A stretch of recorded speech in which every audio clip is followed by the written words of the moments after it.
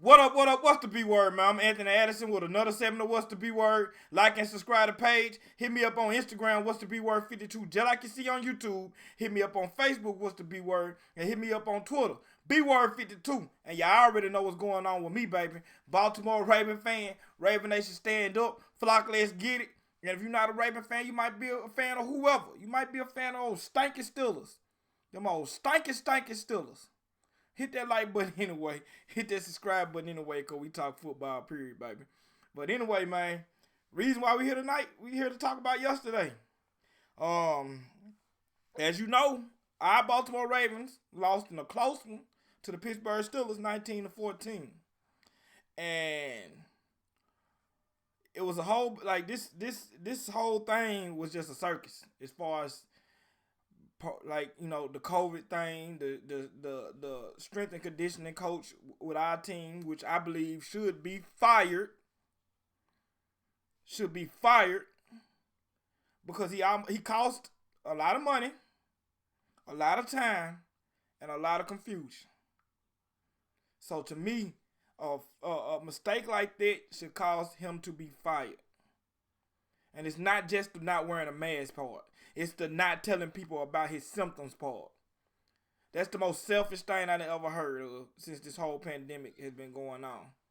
For somebody to openly know that they have symptoms of COVID-19 and for them not to tell anybody. Knowing that we got 2 players on our team with underlying health issues. And, you know, just because you don't know you have an underlying health issue don't mean you don't have one too. So keep that in mind too. But Mark Andrews, as y'all know, got type 1 diabetes. And Calais Campbell has asthma. So, to me, that guy should be fired. But anyway, let's get into the game. Man, we was in a tough situation going into this game. Everybody wrote us off. Everybody wrote us off to be to lose, and not only to to lose, but to get blown out. And I knew better than it. I seen Raven fans saying that we was gonna get blew out on this game, and I just knew that wasn't gonna be the case in this game right here. But no shade to the Raven fans that felt like we was gonna get blown out, cause rightfully so. Rightfully so. You going against an 11-0 team that has pretty much all of their starters except 3. They still have their quarterback, and they still have a lot of valuable pieces out there. Versus a team that has 22 people on the COVID list and wasn't able to play. We signed, we brought up, I believe, 10 players, 10 to 11 players from the practice squad to play this game. So that was tough. And I get what Pittsburgh fans saying. I'm seeing it all on Facebook and all on Twitter and stuff like that. Next man up. They all professionals. That's not an excuse. Blah, blah, blah, blah, blah. What about when injuries happen? You cannot compare injuries to this. Or from what happened. The whole next man up thing. That's true, but you got to understand there's levels to this. There's reason why people are backups, and there's reason why people are backups to the backups. And I'm not sure if some people don't understand that some of them guys out there were backups to the backup. Not all of them. Man, on the offensive side of the ball and on the D-line. Backups to the backups. It was quite a few guys out there playing their first NFL game. And last time I checked, I ain't never seen a game where 22 people get hurt at one time. So you can't compare that to injuries. You can't. Shout out to the Steelers fans that's being realistic. Because at the same time, pump the brakes. I'm not saying that if our starters played this game, we would have won. Because true enough, y'all beat our starters earlier this season. But how I feel is this is not a game where you supposed to beat your chest and be like, oh, we just whooped y'all and blah, blah, blah, when you know that half our team got COVID-19. Not half our team, but like a quarter of our team got COVID-19. So, go back in one of my videos from last year when we beat y'all without being. And we went into overtime against Duck Hodges. I was happy we got the win, but I was not satisfied with the win. But anyway, before I get into this game, watch Mike Tomlin interview. Watch Ben interview. They know what I'm saying is facts because they supposed to came out there and dominated our team, and they almost end up. They was this close to losing. This close to losing. But anyway, let's get into the game, man. The game started off terrible for us. First drive, 3 and out. But then the defense came out there and forced a 3 and out. And then we turned around and fumbled the ball. So after we fumbled the ball, I believe what happened after that is Pittsburgh tried to score. We get a pick. Bowser. He tries to take it out the end zone. I don't know why. He was just trying to make a play. The defense knew what was going on with the offense, and they knew we needed every yard, which is more of a reason why he took it when he took a knee. But you can't be mad at a guy that was just trying to make a play. And we turned around, and RG3 threw a pick 6. So first quarter, like within the first 5 drives, RG3 had 2 turnovers. And it was starting off rough, but it could have been a lot rougher than what ended up happening, because that could have been a 14-point swing. That could have been a 14-0 situation. And with the offensive situation, man, 14-0 is that's tough to come back from. But especially due to the offense, like being handicapped. But I mean, offense tightened up a little bit. I mean, we wasn't like just moving the ball like crazy like we did the last game, but rightfully so. We're going against a good defense, because I like, no shade to the Pittsburgh defense. That is a monster of a defense. You know, they got good players on each level. Even that back, that guy that's playing behind, that's stepping up for Bush. He not as good as a Bush, of course. And he reaping benefit of the nasty front that Pittsburgh has. But they got a good player on every level. They got a good player on every level on their defense. So that's a good defense. That is a good defense. One thing I liked about the offense is I seen a couple of plays where we ran with RG3 that I'm thinking like, man, why didn't we run these plays with Lamar? Why didn't we run these plays with Lamar? That look quarterback power. It was almost like a draw. We was using Pittsburgh aggressiveness against them, and TJ was running himself out of play, and the lineman to come in and see him off the pool, and RG will go straight up the hole. We need to keep that play, and we need to use it sometimes, not all the times, because I don't like him running in between blocks and stuff. But we need to save that play, because that play could have been used. That play could have been used in the first game, honestly, when we was in that 4th down situation. But anyway, man, offense hands down was terrible, and it was rightfully so, man. I mean, they did good just by getting 14 points on their defense. You gotta remember, this is a defense that Derrick Henry completed down. This the same defense that only has gave up one 100-yard rusher this season, and that was J.K. Dobbins, who didn't get to play. But that was a tough task for our team, and kudos to Pittsburgh. They won the game. They did what they supposed to do. They didn't supposed to go out there and be like, oh, well, they handicapped, so we just gonna, just you know what I'm trying to say. Feel sorry for us. They didn't feel sorry for us. Probably came out a little cocky. Especially Juju. If y'all been following the Twitter world, boy, Juju just, to me, you have nothing to be cocky about, Juju. You have nothing to be cocky about. I mean, talking noise about Tremaine. Why you couldn't stiff on Marlo? Maybe because he ain't 30-something years old. Maybe because he ain't smaller than you. Why you couldn't stiff on Marlo? Never seen you stiff on Marlo.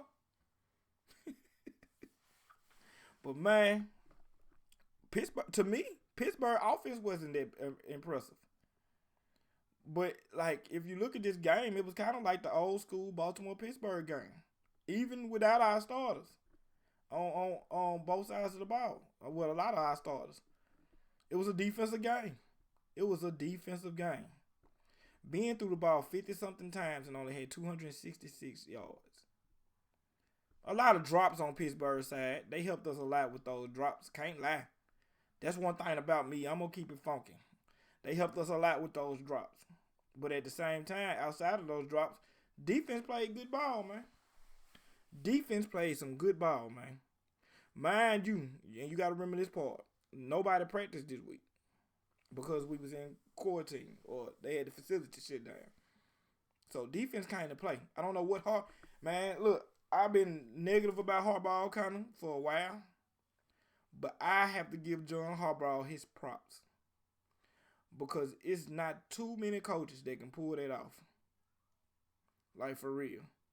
Practice squad players, no practice, and they went out there and competed hard, man. I don't know what Harbaugh said to them guys before the game or what he said to them in Zoom meetings or whatever. But, man, them guys played their heart out. So, another key moment of the game was right before halftime. We burned the timeout, true enough. And we get there, and to me, it was a terrible play call. We hand the ball off. Weak side, because the strong side was to the right. We hand the ball off weak side to Gus Edwards, and he gets stuffed. It was 24 seconds on the clock after he got stuffed. But Pittsburgh Steelers purposely, which teams do this all the time, laid on the pile and just refused to get. They just laid there. They didn't try to get up or nothing. And the referees, the NFL referees, refused to call a delay of game. That was obvious. That was clear and obvious delay of game. But at the same time, like I said, we called that timeout. We burnt our last timeout. And our sense of urgency wasn't good. Because at the same time, if I'm a teammate and I know what's going on and I know what Pittsburgh is doing, I'm getting up, pulling them dudes up off my guy. Pull them up off of them because we got to get lined back up. We have no timeouts. Pull them up off of them, and we got to get this next play off. Which we did, and RG3, play action fake, turned around, threw it to the tight end, which I can't even remember his name because that's how new he is. And he drops it. Minka Fitzpatrick make a good play, and we go into halftime, no points.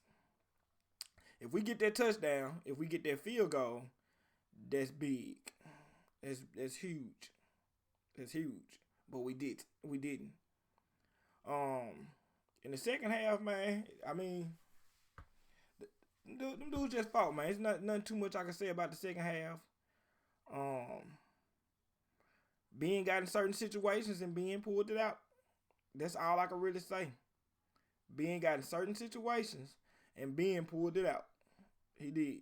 That pass to I can't remember the guy name, the receiver, on third down. That pass was crazy.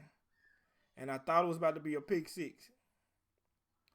But at the same time, if you go back and look at that play, Pittsburgh right tackle committed a false start on that play.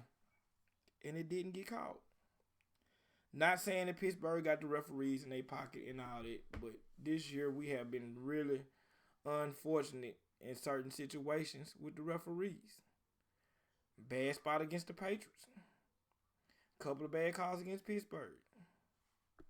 I can't remember other bad calls, but at the same time, the referees did call a bad call on the roughing the pass on RG3.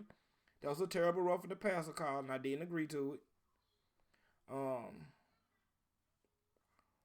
We was in a situation after being completed that pass where we could get the stop. Well, I skipped all the important stuff. Trace McSorley came into the game. I'm sorry, y'all. Just kind of everywhere. That was yesterday, so everything kind of just so fast. And that seemed like that was one of the fastest games I ever watched. Those quarters rolled by fast in this game right there. Hold up, y'all.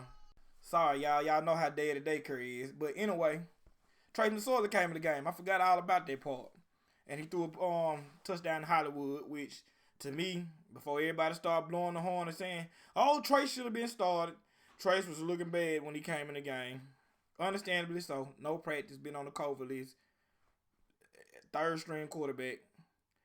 Because his first pass hit straight to dirt. But that was kind of, to me, that touchdown was kind of lucky.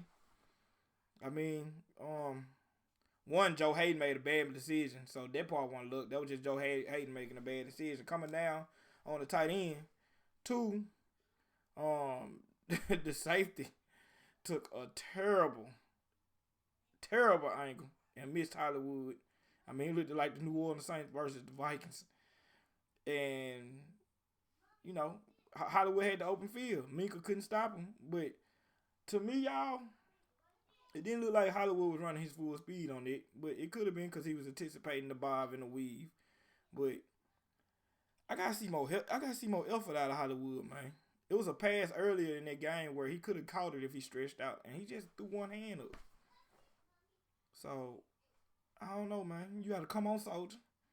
You want to call yourself a soldier, be a soldier. Soldier lay it all out there. A soldier is what you did when we played the Colts when Gus fumbled the ball and you made a tackle. But that's pretty much it on the game, man. You know, all I could take from this game, and my key thing that I took from this game is, one, my team got a lot of heart and a lot of guts. Two, Pittsburgh offense is not as explosive as everybody think it is. Honestly, if you look at it, it's pretty much their defense carrying them. And if you put their defense in a bind, then Pittsburgh might be in trouble in the future. That's to any team. If you put their defense in a bind, you score a couple of points quick on them, then Pittsburgh will be in trouble because their offense is not what people think it is. And three, I'm over COVID. I'm over COVID-19, man. I had to change my outfit Thursday on Thanksgiving, man. I had my whole Thanksgiving outfit on, man. I was going to be Baltimore repping. Tommy Hilfiger jacket. I know y'all care about all this, but I had my Tommy Hilfiger jacket, had the match. You know what I'm saying? Had my shoes ready, had my watch, Super Bowl ring, chain, all this stuff. I was ready for Thanksgiving, baby. Because I got family that's still the fans. But I'm over COVID. Players of the game, to me, for us, because I got to just pick players of the game. Justice Hill, I'm gonna give, if I had a game ball, I'd give Justice Hill a game ball because he ran hard. Justice ran hard, man. Justice ran hard. And on the defensive side, to me, the whole defense, because they only gave up one touchdown. And they was in the reds, and Pittsburgh was in the red zone 3 times and didn't score a touchdown all 3 times. So that was big. So when I'm looking into the situation now, Baltimore 6-5, Pittsburgh 11-0. We have no opportunity to win the division. But what I'm looking into the situation now is, one, we playoffs still there. We won a game away from the Colts. We behind the Colts, we behind the Browns, and we behind the Dolphins. 1 or 2 of those teams gonna flop. We play Cleveland, so we can personally put an L on they column if we go get it done. And we got a rather easy schedule. Not trying to say we're gonna run the show on that schedule, but we got a rather easy schedule, and we just need to take care of business. The Dolphins got a pretty tough schedule at the end, and the Colts got a pretty tough schedule at the end. So we just got to do what we got to do and hope that they do what they don't need to do. Because we got the tiebreaker over the Colts. And if we beat Cleveland again, we got the tiebreaker over Cleveland. So we just need to handle business. It's not a doubt in my mind that those 3 teams that got the wild card spot, we not better than. It's not a doubt in my mind. I know we're better than them. I know it. Hands down, we're better than all 3 of those teams we named. We just got to go out there and put it together. Now, one last thing before I go that I want to say is for the players that didn't play, the starters, Lamar, all the guys, Calais, them. If this game yesterday didn't motivate you to come out here and give it your all for the rest of the season and try to make this push into the playoffs, then you should have never came out here in the first place. Because I was so motivated of seeing them dudes that never played a game and the defense that could have easily felt sorry for themselves. Certain players could have easily felt sorry for themselves, but they didn't. If that don't motivate you, nothing will. Because most situations, a team get put in this situation, they get blown out. But anyway, make sure y'all hit me up on all my social media platforms. What's the B Word 52 on Instagram? B Word 52 on Twitter. What's the B Word on Facebook? Flock, I love y'all. I finally got my chains too. So I'm finna my next video gonna be my question for my giveaway. So I finally got my chains. But anyway, Flock, I love y'all. Subscribers, I love y'all. And Steelers, I hate y'all. And I'm out.